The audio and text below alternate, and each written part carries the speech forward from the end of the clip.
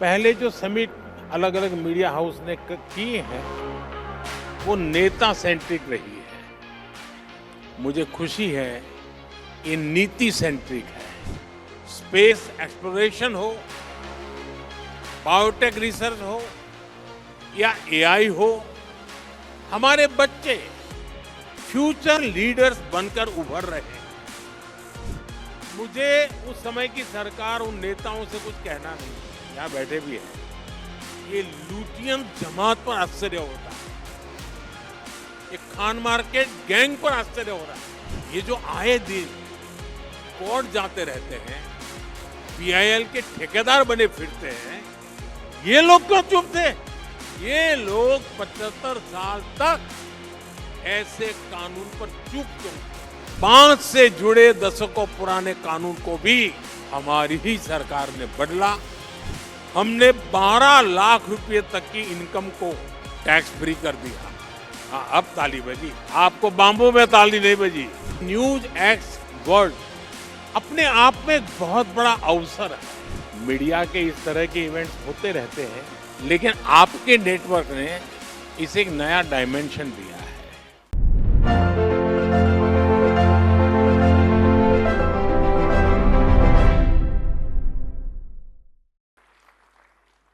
नमस्कार।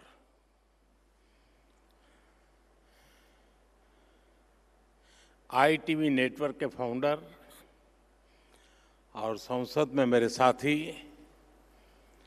कार्तिकेय शर्मा जी, नेटवर्क की पूरी टीम, देश विदेश से आए सभी अतिथि,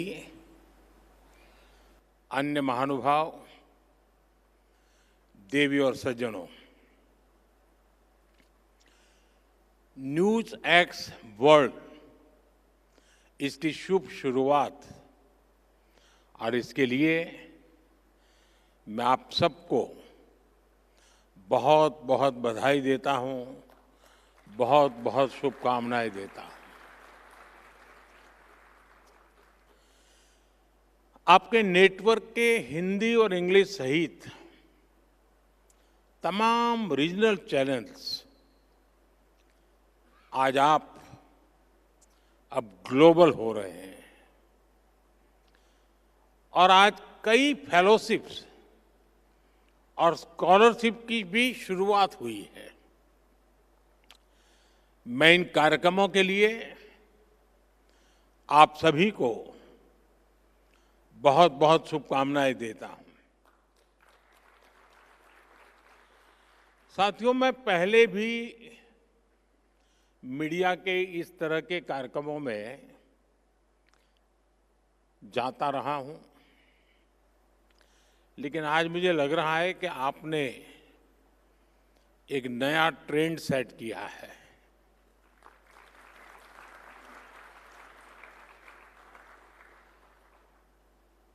और मैं इसके लिए भी आपको बहुत बहुत बधाई देता हूं। हमारे देश में मीडिया के इस तरह के इवेंट्स होते रहते हैं और एक परंपरा भी चल रही है, उसमें कुछ आर्थिक विषय भी है, हर एक का फायदे का मामला रहता है जरा। लेकिन आपके नेटवर्क ने इसे एक नया डायमेंशन दिया है। आपने लीक से हटकर एक नए मॉडल पर काम किया है। मुझे याद है, अगर मैं पहले की समिट और आपकी समिट के संबंध में जो कल से सुन रहा हूं, पहले जो समिट अलग अलग मीडिया हाउस ने किए हैं वो नेता सेंट्रिक रही है। मुझे खुशी है ये नीति सेंट्रिक है। यहां नीतियों की चर्चा हो रही है। ज्यादातर इवेंट जो हुए हैं वे बीते हुए कल के आधार पर वर्तमान की नुक्तेचीनी वाले रहे हैं मैं देख रहा हूं कि आपका ये समिट आने वाली कल को समर्पित है। मैं देखता था कि पहले जितने भी ऐसे कार्यक्रमों को मैंने दूर से देखा या खुद हुआ गया, वहां विवाद का महत्व ज्यादा था, यहां संवाद का महत्व ज्यादा है। और मुझे पक्का विश्वास है, और दूसरा, जितने भी मैं इवेंट्स में गया हूं, एक छोटे से कमरे में होते हैं और अपने अपने लोग होते हैं। यहां इतने विशाल समारोह को देखना, और वो भी एक मीडिया हाउस के समारोह को, और जीवन के सभी क्षेत्रों को स्पर्श किए हुए लोग यहां होना, ये अपने आप में बहुत बड़ी बात है।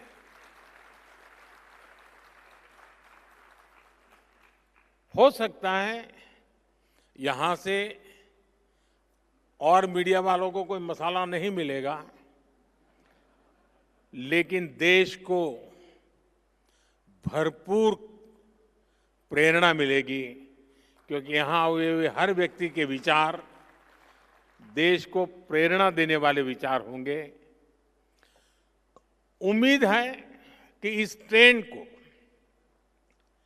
इस टेम्पलेट को आने वाले दिनों में दूसरे मीडिया हाउस भी अपने तरीके से और इनोवेटिव बना करके कम से कम उस छोटे कमरे से बाहर निकले। साथियों, 21वीं सदी के भारत पर आज पूरी दुनिया की नजर है। दुनिया भर के लोग भारत आना चाहते हैं, भारत को जानना चाहते हैं। आज भारत दुनिया का वो देश है जहां पॉजिटिव न्यूज लगातार क्रिएट हो रही है।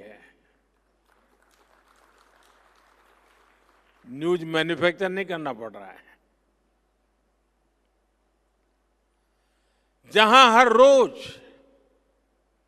नए रिकॉर्ड बन रहे हैं, कुछ न कुछ नया हो रहा है। अभी 26 फरवरी को ही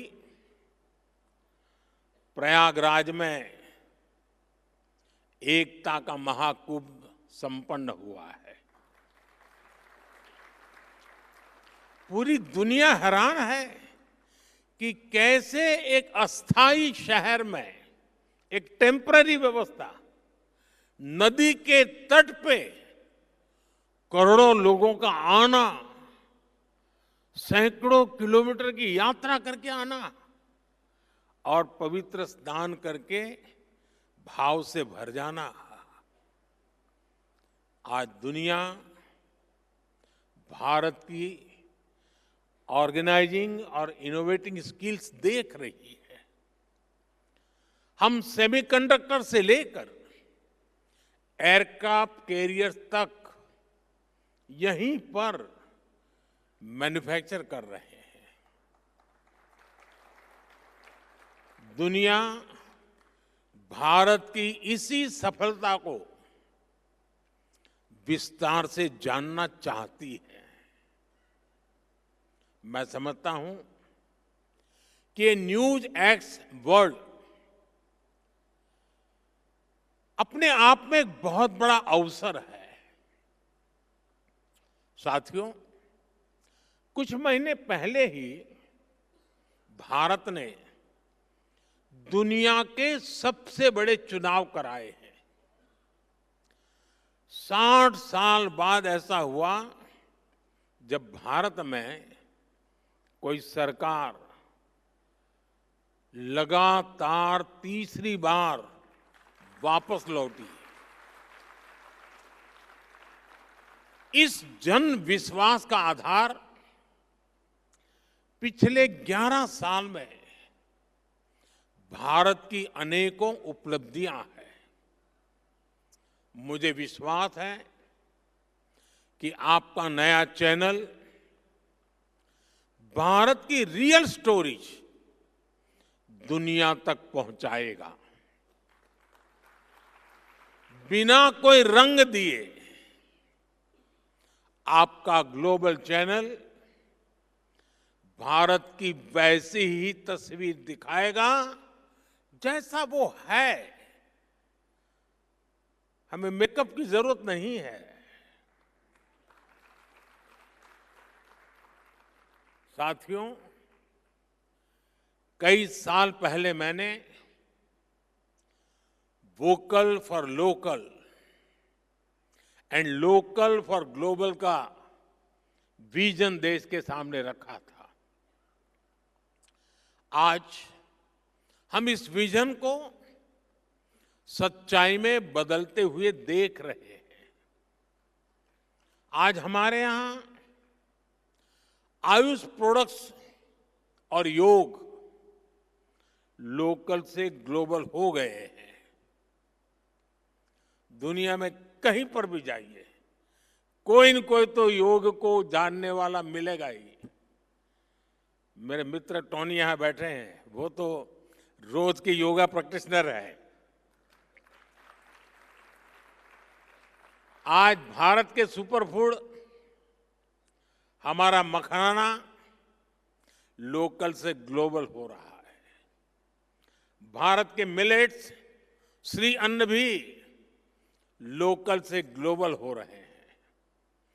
और मुझे पता चला है, कल मेरे दोस्त टोनी एबट दिल्ली हाट में भारतीय मिलेट्स का फर्स्ट हैंड एक्सपीरियंस लिया है उन्होंने,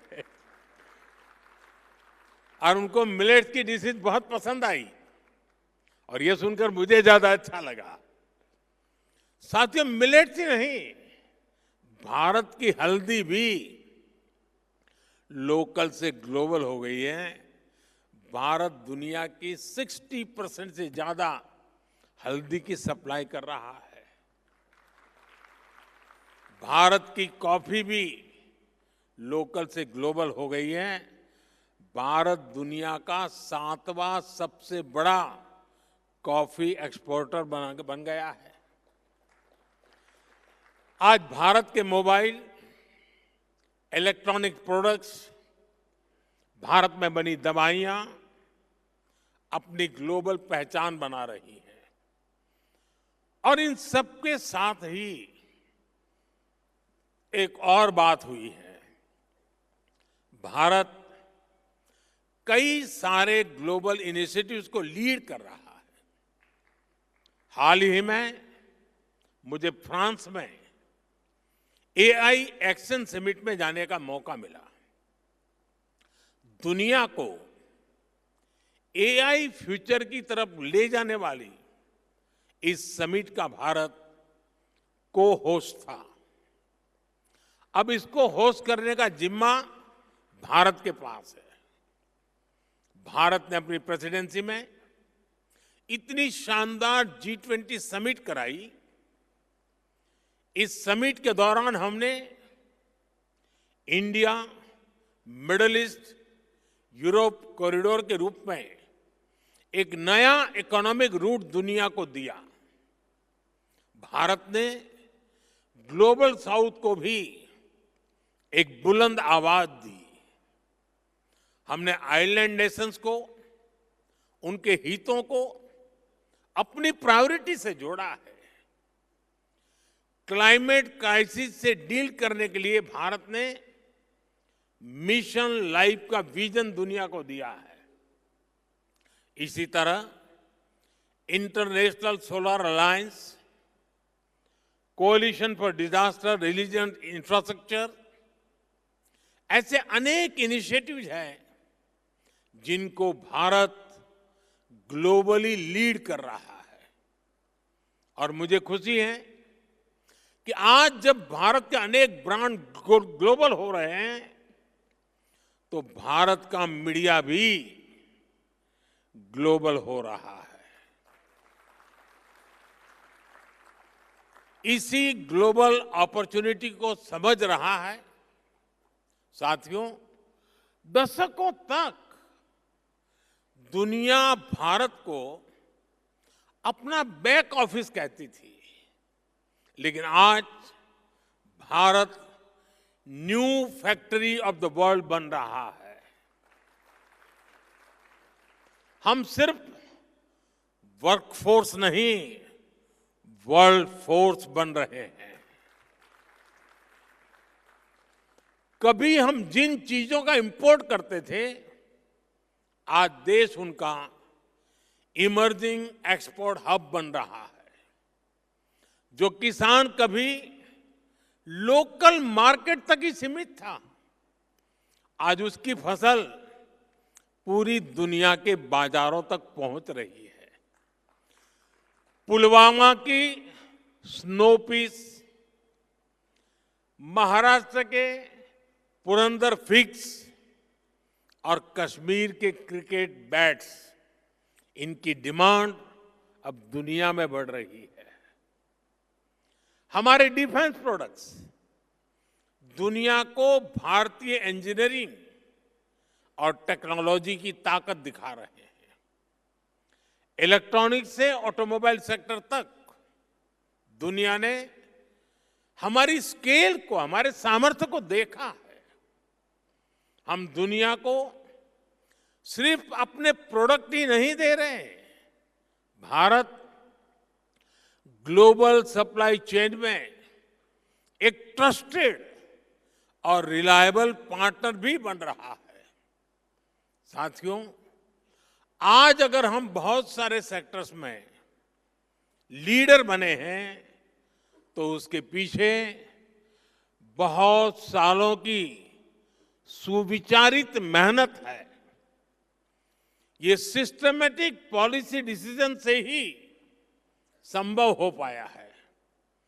आप 10 साल की जर्नी देखिए, जहां कभी पुल अधूरे थे, सड़कें अटकी थी, आज वहां सपने नई रफ्तार से आगे बढ़ रहे हैं।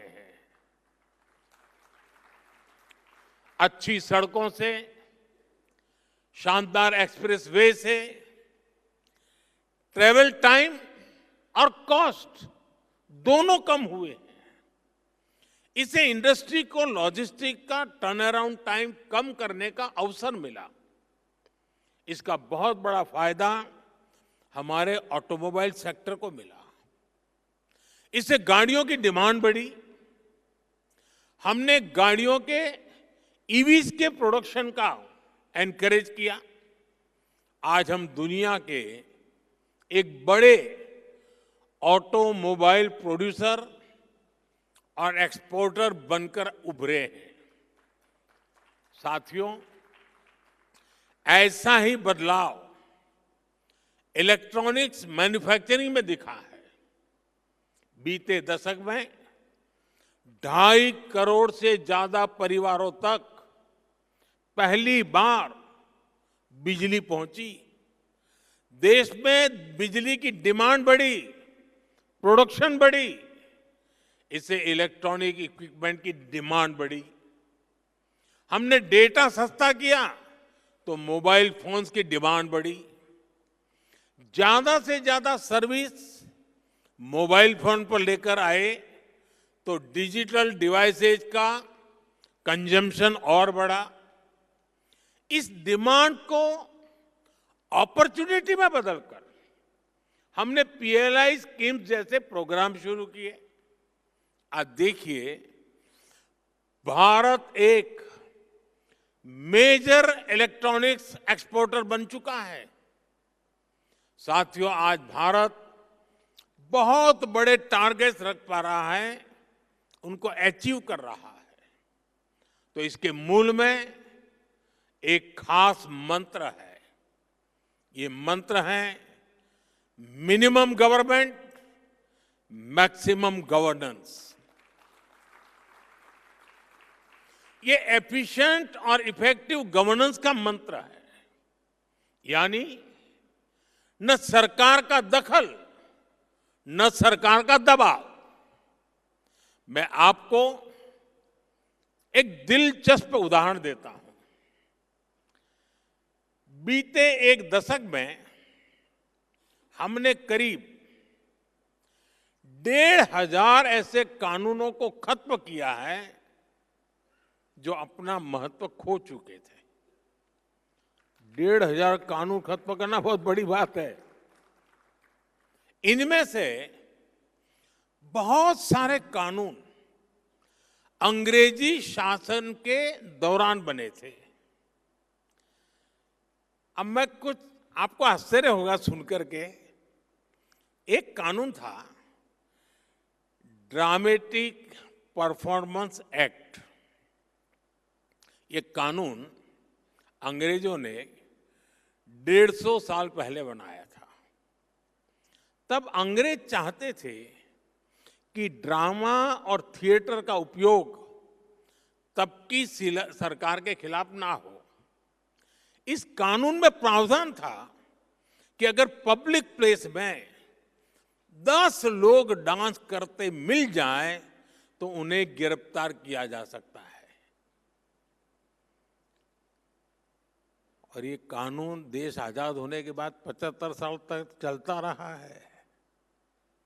यानी शादी के दौरान बारात भी निकले और 10 लोग डांस कर रहे हो तो दूल्हा सहित पुलिस उनको अरेस्ट कर सकती थी। ये कानून आजादी के 70-75 साल बाद तक चलने में था। ये कानून हमारी सरकार ने हटाया। अब चलो भाई, 70 साल तक ये कानून हमने झेला। मुझे उस समय की सरकार, उन नेताओं से कुछ कहना नहीं है, यहां बैठे भी हैं, लेकिन मुझे ज्यादा तो ये लुटियन जमात पर आश्चर्य होता है। एक खान मार्केट गैंग पर आश्चर्य हो रहा है। ये लोग 75 साल तक ऐसे कानून पर चुप क्यों थे? ये जो आए दिन कोर्ट जाते रहते हैं, पीआईएल के ठेकेदार बने फिरते हैं, ये लोग क्यों चुप थे? तब उनको लिबर्टी ध्यान नहीं आती थी क्या? अगर आज कोई सोचे मोदी ऐसा कानून बनाता तो क्या होता? अरे ये जो ट्रोलर होते हैं ना सोशल मीडिया में, वो भी अगर एक ऐसे ही झूठी खबर चला देते हैं कि मोदी ऐसा कानून बनाने वाला था, आग लगा देते लोग,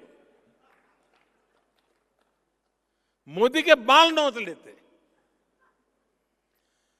साथियों, ये हमारी सरकार है जिसने गुलामी के कालखंड के इस कानून को खत्म किया। मैं एक और उदाहरण देता हूं, बैम्बू का।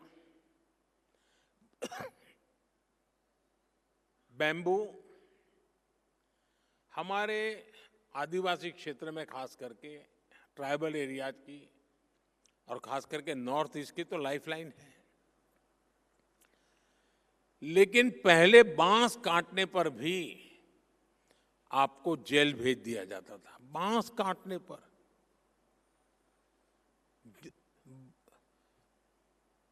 अब कानून क्यों बना? अब मुझे कोई भी, मैं आपसे पूछूं भाई, मैं अगर आपको पूछूं कि बांस ये वृक्ष है, ट्री है क्या? कोई मानेगा क्या ये ट्री है? कोई मानेगा ये वृक्ष है? आपको आश्चर्य होगा, आजादी के 70 साल के बाद भी मेरे देश की सरकार ये मानती थी कि बाम्बू ये पेड़ है, वृक्ष है, और इसलिए वृक्ष काटने से जैसे मनाई थी, वैसी बाम्बू काटने से बढ़ाई थी। हमारे देश में एक कानून था जो बांस को ट्री मानता था और सारे ट्री के कानून इस पर लगते थे। इसको काटना मुश्किल था। हमारे पहले के शासकों को समझ ही नहीं आया कि बांस पेड़ नहीं है। अंग्रेजों के अपने इंटरेस्ट हो सकते थे, लेकिन हमने क्यों नहीं किया? बांस से जुड़े दशकों पुराने कानून को भी हमारी ही सरकार ने बदला। साथियों, 10 साल पहले तक आईटीआर भरना किसी सामान्य व्यक्ति के लिए कितना मुश्किल था। आज कुछ ही पलों में आप आईटीआर फाइल करते हैं और रिफंड भी कुछ ही दिनों में अकाउंट में सीधा जमा हो जाता है। अब तो इनकम टैक्स को जुड़े कानून को और आसान बनाने का प्रोसेस संसद में चल रहा है। हमने 12 लाख रुपए तक की इनकम को टैक्स फ्री कर दिया। हाँ, अब ताली बजी। आपको बाम्बू में ताली नहीं बजी, क्योंकि वो आदिवासियों का है।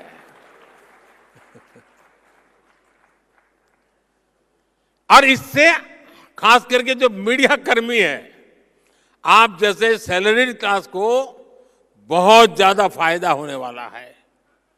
जो युवा अभी पहली दूसरी नौकरी कर रहे हैं, उनके एस्पिरेशन भी अलग होती है, उनके खर्चे भी अलग होते हैं। वो अपनी एस्पिरेशंस पूरी करें, उनकी सेविंग्स बढ़े, इसमें बजट ने बहुत मदद की है।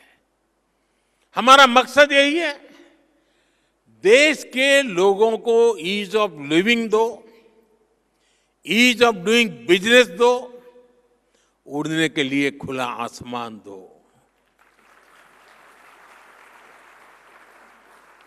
आज देखिए,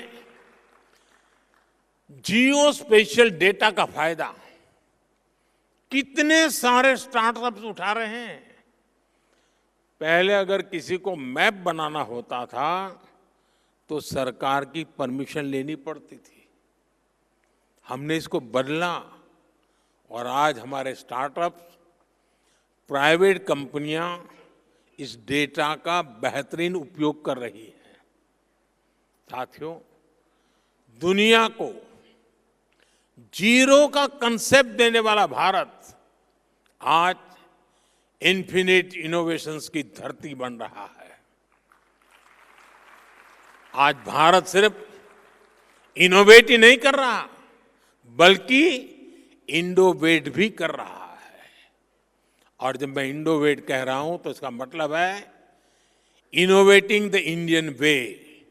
इंडोवेशन से हम ऐसे सॉल्यूशंस बना रहे हैं जो अफोर्डेबल हो, एक्सेसिबल हो, एडेप्टेबल हो।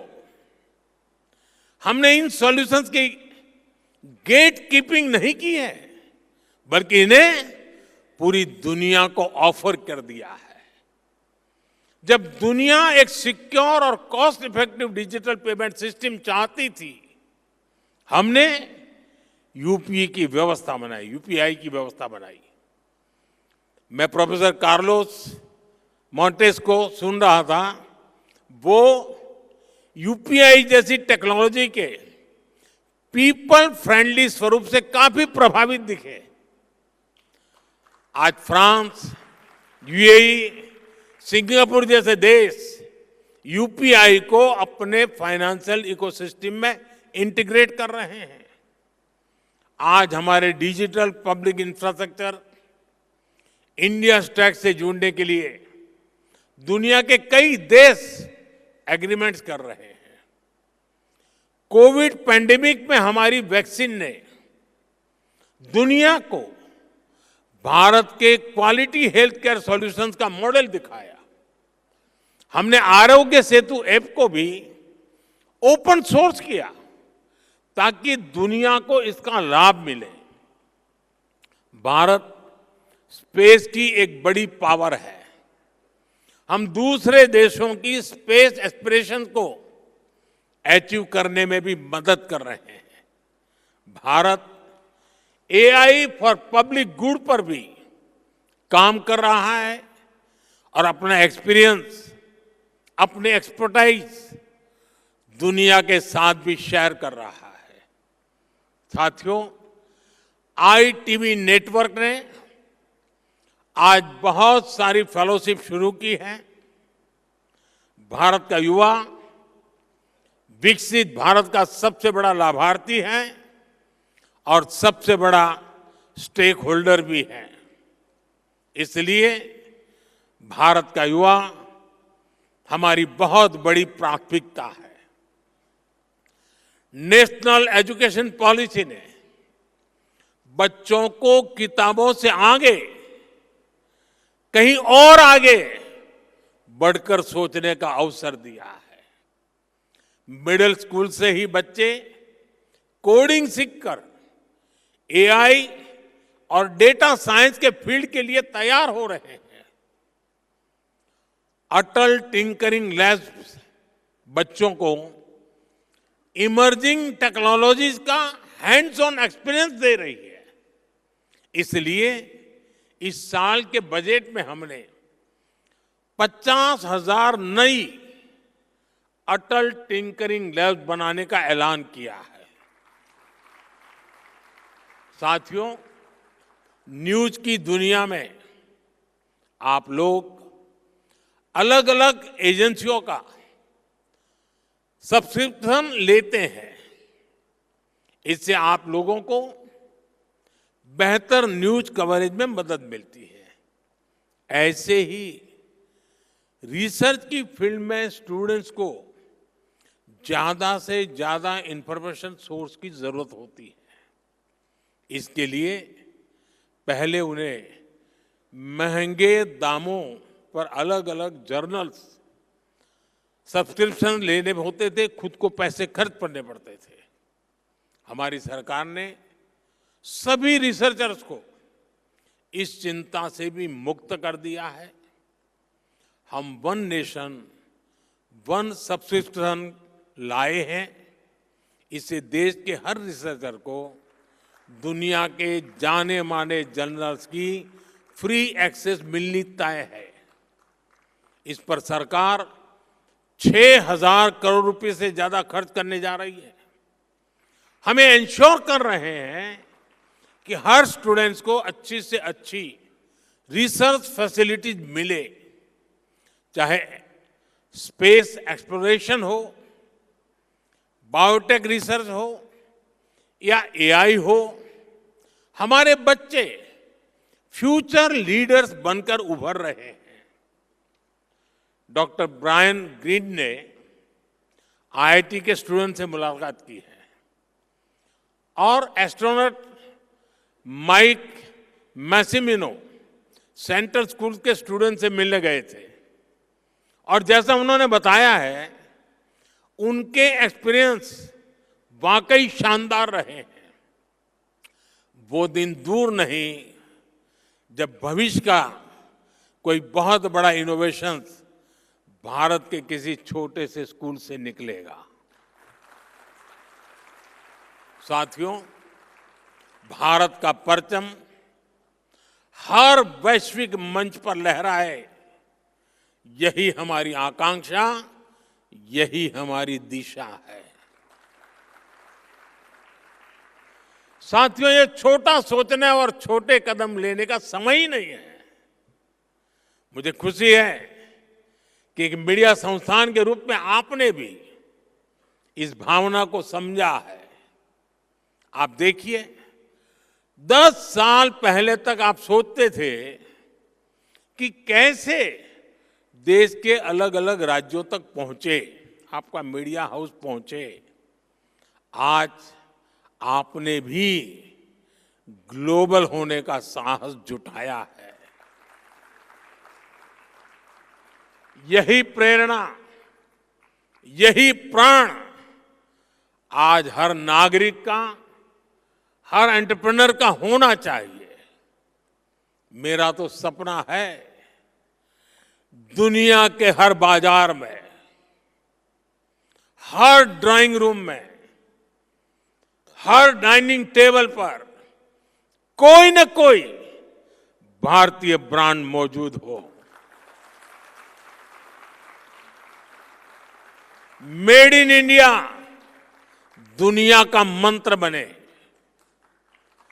कोई बीमार हो तो वो हील इन इंडिया के बारे में पहले सोचे। किसी को शादी करनी हो तो वेड इन इंडिया पर पहले विचार करे। किसी को घूमना फिरना हो तो लिस्ट में सबसे ऊपर भारत को रखे। कोई कॉन्फ्रेंस करना चाहे, एग्जीबिशन लगाना चाहे तो सबसे पहले भारत आए। कोई कंसर्ट कराना चाहे तो सबसे पहले भारत को चुने। ये ताकत, ये पॉजिटिव एटीट्यूड हमें खुद में पैदा करना है। इसमें आपके नेटवर्क की, आपके चैनल की बड़ी भूमिका होगी। संभावनाएं अनंत है जब हमें अपने साहस और संकल्प से इन्हें हकीकत में बदलना है। साथियों, भारत अगले 25 वर्षों में विकसित भारत बनने का संकल्प लेकर आगे बढ़ रहा है। आप भी एक मीडिया हाउस के रूप में खुद को वर्ल्ड स्टेज पर लेकर आए, ऐसा संकल्प लेकर के आगे बढ़े। मैं मानता हूं कि आप इसमें जरूर सफल होंगे। आईटीवी नेटवर्क की पूरी टीम को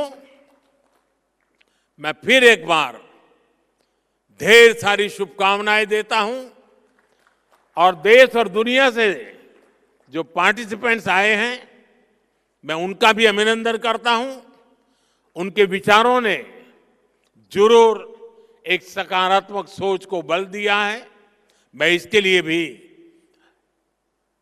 क्योंकि भारत का गौरव बढ़ता है तो हर भारतीय को आनंद होता है, गर्व होता है, और इसके लिए मैं उन सब का भी बहुत बहुत धन्यवाद करता हूं। नमस्कारम।